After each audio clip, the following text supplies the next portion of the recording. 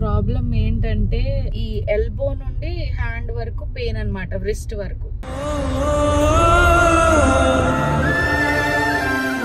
ఈరోజు పొద్దునైతే అసలు ఆ నొప్పికి నేను బుడ్డోని షర్ట్ కి బటన్ కూడా పెట్టలేకపోయినా, అంత నమ్నెస్ వచ్చేసింది హ్యాండ్స్ లో. తిమ్మిరెక్కేసిందంటే నాకు కళ్ళలో నీళ్ళు వచ్చేసి నాకు అర్థం కాలే ఏం చేయాలనేది. ఎక్కడ సొల్యూషన్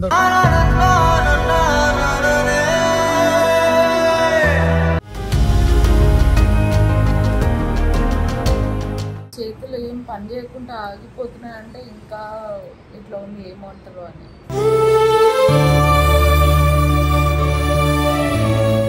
చాలా నొప్పి వస్తుంది.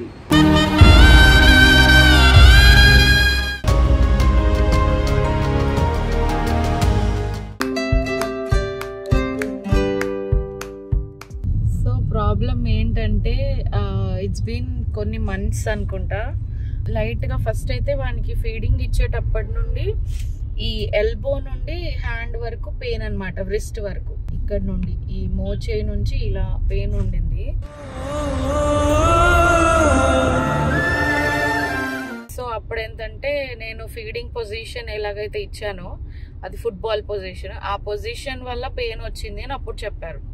సో గ్రాడ్యువల్లీ ఎలాగైతే తగ్గిపోయిందో అలాగే పెయిన్ కూడా తగ్గింది. కొన్ని ఎక్సర్సైజెస్ చెప్పిండ్రు, ఇలా మూమెంట్స్ అవన్నీ.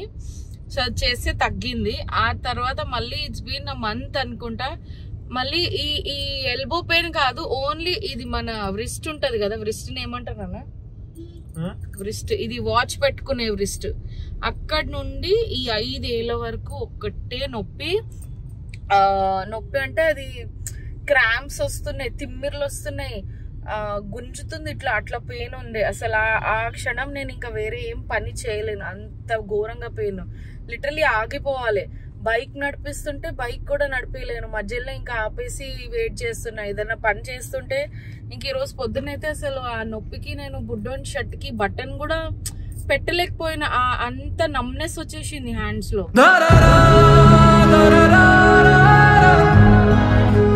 అంటే చాలా నాకే అంటే I felt so unhappy, so లో దట్ అబ్బా వానికి బటన్ కూడా పెట్టలేకపోతున్నాను, అసలు ఏమైంది, అంత బాగానే ఉంది కదా, వానికి ప్యాంట్ వేసి అది బెల్ట్ అదన్నా పెడదామన్నా అవ్వట్లేదు.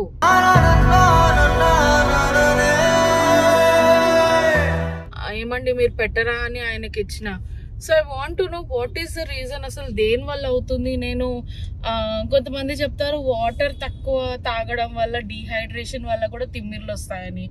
బట్ నేను 3 to 4 liters ఆఫ్ వాటర్ నేను మెయింటైన్ చేస్తున్నా ఫ్రమ్ లైక్ ఇంతకుముందు కూడా తాగేదాన్ని, ఇప్పుడు ఇంకా కరెక్ట్గా తాగుతున్నా.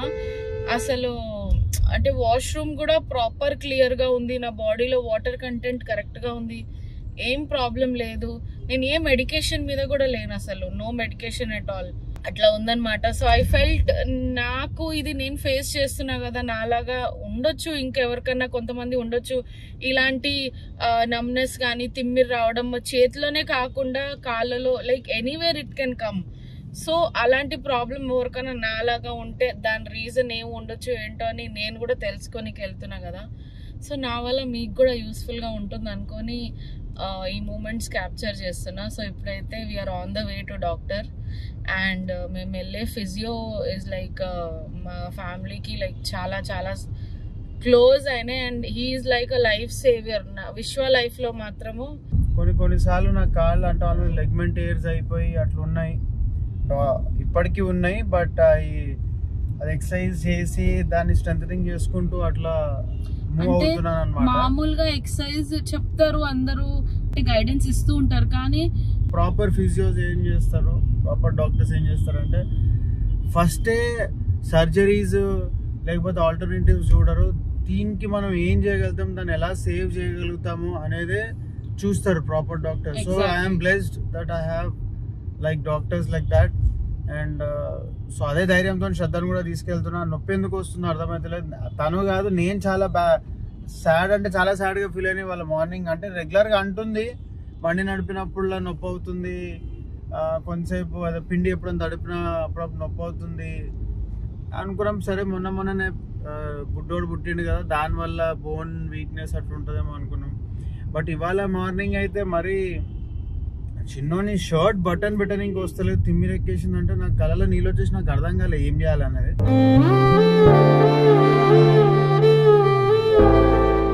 నడు మనం వెళ్దాం ఇంకా డాక్టర్ దగ్గరికి బయలుదేరినాం. So we hope will get the proper solution for this problem. Proper solution దొరకాలి. అండ్ ఐ ప్రే దట్ ఇది ఏ చిన్నది ఏదన్నా జస్ట్ మామూలు ఏదన్నా ఉండి దాన్ని తొందరగా రికవర్ అయ్యి ఇది సెట్ అయిపోయేటట్టు ఏదైనా ఉంటే బాగుండాలి అంతే, ఇంకా వేరేదేం లేదు. అంటే ఎంత ఏజ్, జస్ట్ 20s లో 25-27 ఏజ్ ఉంది, ఇదేంది నొప్పులు, ఇదేంది. It's not about age. అంటే మా వేరే వాళ్ళ కాదు, అట్ అ టైం వచ్చిన తర్వాత మనకే అనిపిస్తుంది అబ్బా అసలు ఏం ఏజ్ లేదు, ఇవేం ఈ నొప్పులు ఆ నొప్పులు అని. మనం అసలు ఏజ్ తోని దేనితోని నొప్పులకు కానీ మనకి ఏదన్నా బాడీలో అవుతుండే దానికి ఇట్ ఈస్ లైక్ దానికి ఏ సంబంధం లేదు. Anything can come at any time, అదేమన్నా అవ్వచ్చు. బట్ రైట్ టైంలో దాన్ని రెక్టిఫై చేసుకొని రికవర్ అవుతేనే మంచిది. అంటే ఇప్పుడు నాకు అవ్వలేదని చెప్పి శ్రద్ధకి అవ్వకూడదు అని లేదు, శ్రద్ధకి అయ్యిందని చెప్పి నాకు అవ్వాలని లేదు. సో మనం ఎవరిని అతను చెప్పేది ఏంటంటే ఎవరితో కంపేర్ చేసుకోవద్దు, మనం చెయ్యొద్దు కూడా. అండ్ మోస్ట్ ఇంపార్టెంట్ థింగ్, మన బాడీ మనకి ఎంతో సహకరిస్తుంది. దానికి ఎప్పుడైనా చిన్న హర్ట్ అయింది, దానికి ఏమైనా ప్రాబ్లం అవుతుందంటే we need to respect. Immediate గా మనం దానికి సంబంధించిన ఎక్కడ సొల్యూషన్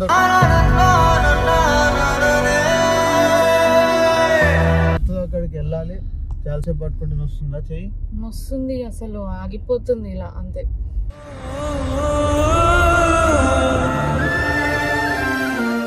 డాక్టర్ దగ్గరికి వెళ్ళిన తర్వాత ఒకవేళ ఆయన క్యాప్చర్ చేయనిస్తే చేస్తాము, లేదంటే బయటకు వచ్చిన తర్వాత ఏమైందో చెప్పు.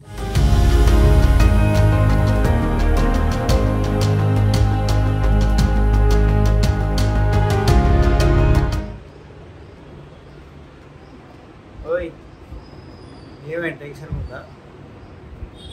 ఏం ఉండదు, జస్ట్ చెప్తారు కదా. అంటే డాక్టర్ దగ్గర అంటే ఫస్ట్ నాకు భయము, దాంట్లో అసలు చేతులు ఏం పని చేయకుండా ఆగిపోతున్నాయి అంటే ఇంకా ఇట్లా ఉంది ఏమంటారు అని.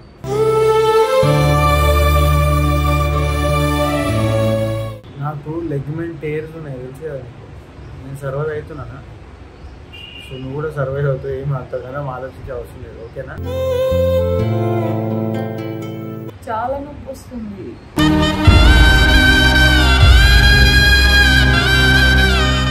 పిలుస్తున్నారా? Okay.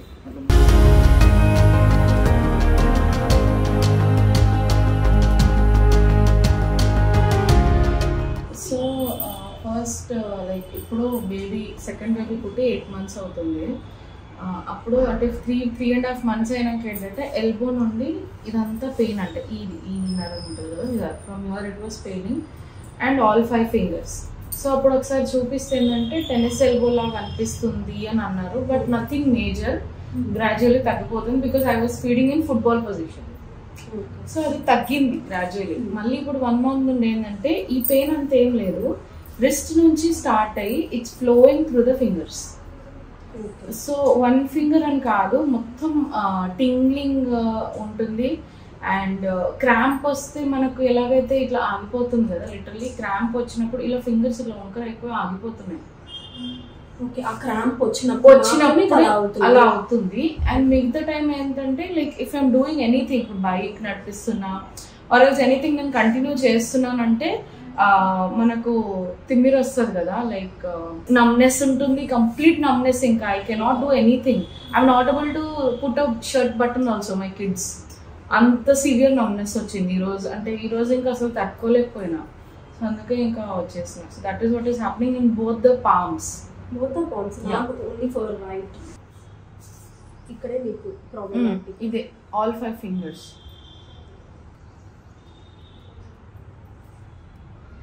Can you describe your pain, ma'am? How it is?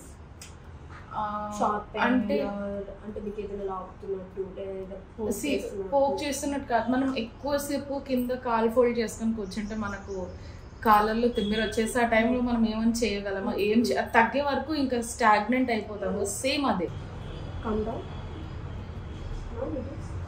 Same. Maybe if I give a support or something. ఇప్పుడు మళ్ళీ రిలీజ్ అయింది. Okay, the hand in air అంటే మీ చెయ్యి ఎయిర్లో ఉండి వితౌట్ సపోర్ట్ మీరు ఏ మూమెంట్స్ చేసినా ఇట్ ఈస్ లైక్ దట్. ఇప్పుడు అలా అయింది మళ్ళీ చేస్తే. ఇప్పుడు మనం సపోర్ట్ పెడతాం.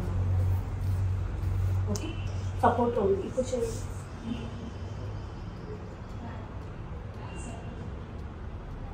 I can do nothing.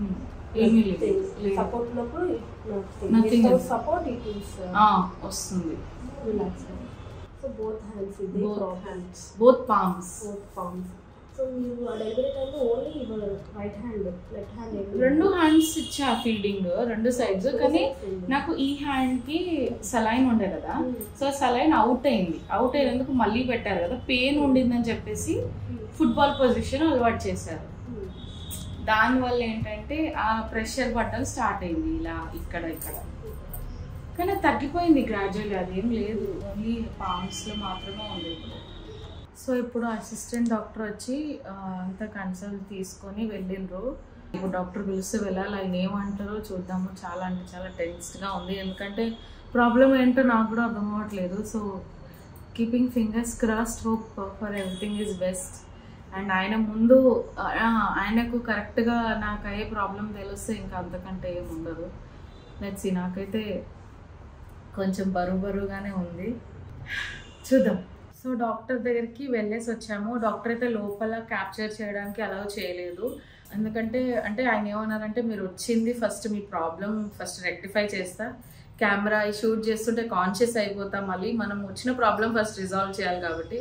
So ఆయన ప్రైవసీని ఆయన అన్నాడు మీరు వచ్చిన పని ఏంది అది ఫస్ట్ చేసుకోండి, వీడియో మీరు తర్వాత చేసుకోండి అని. సో ఆయన చెప్పిన మాటకి 100% రెస్పెక్ట్ ఇచ్చి వి డింట్ షూట్ అక్కడ. బట్ ఏం జరిగిందో ఏం చేయించారో అయితే మీకు చెప్తాను. ఫస్ట్ అయితే ఎక్కడ వస్తుంది ఎలా వస్తుంది అని ఫస్ట్ ఎగ్జామిన్ చేశారు. సో టేబుల్ పైన నేను ఇలా కూర్చొని ఉంటే ఏంటంటే ఇక్కడ ఫస్ట్ వచ్చింది.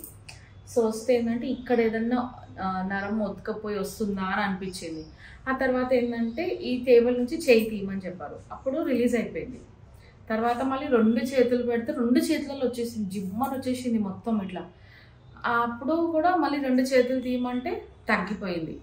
ఆ తర్వాత ఏమన్నారంటే ఇలా ఈ బెడ్ పైన వచ్చేసి మనం ఇలా మామూలుగా కూర్చుంటాం కదా ఇలా, సో ఇలా కూర్చోమని చెప్పారు. ఇలా కూర్చుంటే ఇలా వచ్చేసింది కంప్లీట్. ఎంత అంటే సివియర్గా వచ్చింది, ఎంతసేపట్లో వచ్చింది, హార్డ్లీ విదిన్ 1 minute వచ్చేసింది, ఎక్కువ టైం ఏం పడి. ఇప్పుడు కూడా మళ్ళీ స్టార్ట్ అయింది, తిమ్మిరి వచ్చేసింది. అండ్ హ్యాండ్ కూడా ఇట్లా కలర్ చేంజ్ అవ్వడం స్టార్ట్ అయిపోతుంది, అట్లా అయిపోయింది. ఇది ఇక్కడ పెట్టినప్పుడు ఇలా స్టార్ట్ అయింది కదా, సో ఇది ఇలా పెట్టుకొని ఉన్నాం. అప్పుడు ఈ హ్యాండ్కి కూడా స్టార్ట్ అయింది తిమ్మిరి స్టార్ట్ అయింది. సో అప్పుడు ఏంటంటే మేబీ నెక్ సైడ్లో లేదంటే షోల్డర్లో ఎక్కడన్నా కంప్రెషన్ అయ్యి వస్తుందా అనే డౌట్ అనమాట. ఆ తర్వాత డాక్టర్ ఏమన్నారంటే నాకు డంబుల్ ఇచ్చారు. సో 3 kg డంబుల్ పట్టుకొని ఇలా నిల్చోమని చెప్పారు. ఫస్ట్ ఏమో స్ట్రైట్గా నిల్చుంటే టైం అని పెట్టారు. సో అది కూడా విదిన్ 1 minute తిమ్మిరి వచ్చేసింది. తిమ్మిరితో పాటు పెయిన్ కూడా వచ్చింది చాలా. ఆ తర్వాత ఇలా అనమన్నారు షోల్డర్ ఇలా అంటే ఏమంటే గ్రాడ్యువల్లీ ఆ తిమ్మిరి నొప్పి రిలీజ్ అయిపోయింది, అంటే తగ్గిపోయింది. కానీ మనం బరువు పట్టుకుంటే బరువు అనిపిస్తుంది కదా, అది ఒక్కటి అనిపించింది, అది తెలుస్తుండే. ఆ తర్వాత ఇలా పెట్టమన్నారు. ఇలా పెడితే కూడా నాకు పెయిన్ ఒకటే ఉంది కానీ తిమ్మిరి లేదు. సో అంటే ఆయన ఏంటంటే ఒక్కొక్క పొజిషన్ ఒక్కొక్క లాగా పెట్టి చూసారు, ఎలా పెడితే ఎక్కడ ప్రెషర్ పడుతుంది, ఏ పాయింట్స్ మీద, అంటే నెక్లోనా షోల్డర్లోనా ఎల్బోలోనా అవన్నీ చూసారు. అన్ని ఎగ్జామిన్ చేసిన తర్వాత ఈ నెక్ ఏరియా ఉంటుంది కదా, దీన్ని ఎక్స్రే తీయమని చెప్పారు. సో బేసిక్గా డాక్టర్కి నేను పొద్దున కాల్ చేసినప్పుడు నాకు రిస్ట్లో పెయిన్ అవుతుంది బాగా అని నేను చెప్పిన. సో ఇప్పుడు డాక్టర్ ఎగ్జామిన్ చేసిన తర్వాత ఇది రిస్ట్ పెయిన్ కాదు అని తెలిసింది. సో నేను ఈ ఎగ్జామిన్ అయిన తర్వాత శ్రద్ధ వ్యూవర్స్ కానీ చూసే వాళ్ళకి ఏం చెప్దాం అనుకుంటున్నా అంటే, మనం చాలాసార్లు లైట్ తీసుకుంటాం, అది అలవాటు చేసేసుకుంటాం pain. Okay, by God's grace అదేదో చిన్నదైతే మైన్యూర్ అయితే పర్లేదు, కానీ అది మేజర్ అయితే in future will lose so many things. So నా సజెషన్ ఏంటంటే ఎప్పుడు ఏదున్నా ఒకసారి కన్సల్ట్ చేసుకోండి, లేకపోతే మీరన్నా ఎగ్జామిన్ చేసుకోండి, చూసుకోండి. ఓకే, ఇప్పుడు శ్రద్ధ కూడా చెప్పిండు, ఇప్పుడు మీరు చేసిన అన్ని ఏవైతే ఏ యాక్టివిటీస్ చేస్తున్నప్పుడు అలాంటి పెయిన్ వస్తుంది, ఆ తిమ్మిరి వస్తుంది, అవన్నీ నోట్ డౌన్ చేసుకోమన్నారు. నోట్ డౌన్ చేసుకొని పంపించమని చెప్పిండు. సో మీరు గ్రాడ్యువల్గా పోయి అబ్జర్వ్ చేస్తుండండి, అలా చేస్తేనే బెటర్. That's what. ఏదో రిస్ట్ పెయిన్ వచ్చినాము, కానీ it is not only wrist pain.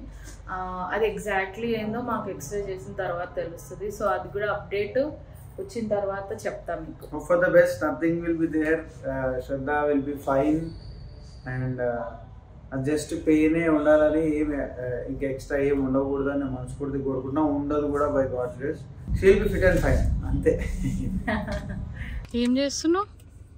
అదేంది కాళ్ళ మధ్యలో మిల్క్ షేక్ తాగుతున్నావా? నాకు డాక్టర్ దగ్గర తీసుకొచ్చి మిల్క్ షేక్ నేను తాగలే, నువ్వు తెచ్చి ఇప్పుడు నా కాళ్ళ మధ్యలో పెట్టి నువ్వు కథలు పడకు.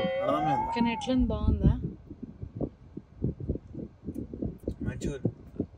అంటే జర అప్పుడు ఉన్నప్పటి నుంచి జర మూడు ఎట్లెట్లనో ఉండే కదా, బయటికి రాగానే ఏమన్నా చల్లగా తాగాలనిపించింది.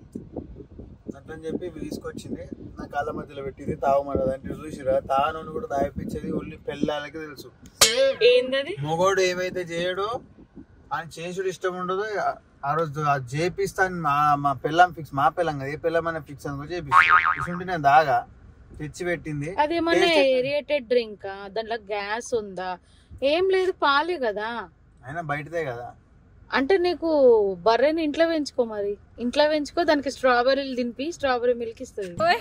బర్రెలను పెంచుకుని మిమ్మల్ని బయటికి పంపించాలా? అబ్బా, ఇంత మాట అన్నావు నువ్వు. ఏమన్నావు నువ్వు ఇప్పుడు? బర్రెలని బర్రెలను తెచ్చి పెంచుకో అంటున్నావు కదా, మరి బర్రెలు వచ్చి బయట పాలు అన్నావు కదా, మరి బర్రెని ఇంట్లో తెచ్చుకుంటే ఇంట్లో పాలు అవుతాయి కదా, అందుకే అన్నా. ఇప్పుడు బర్రెని తెచ్చుకుంటే బర్రెని ఇంట్లోకి తెచ్చుకుంటాము, తెచ్చుకున్నాక జాగ ఉంటది ఇక్కడ కుండనికే. సో అన్నది ఆమెనే అన్నది. నాకు చెప్పు, నాకు మిమ్మల్ని బయటకు పంపాలంటే దాని అర్థం ఏంటిది? సో ఇంకేమన్నా నేను ఎట్లా కనిపిస్తున్నా మరి నీకు? ముద్దుగా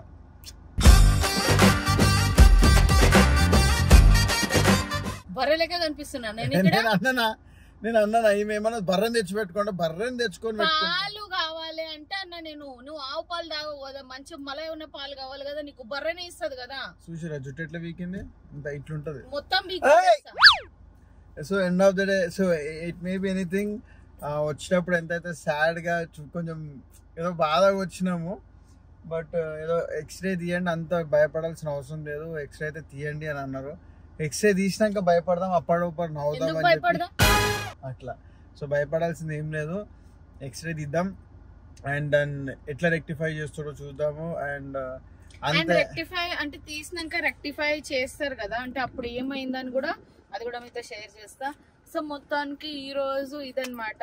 ఈ రోజు డాక్టర్ దగ్గరికి వచ్చేసిన సడన్ గా ఇది అవుతుందని ఇట్లా తెలుసుకున్నా. ఇది ఈ రోజు బ్లాగ్ అండి.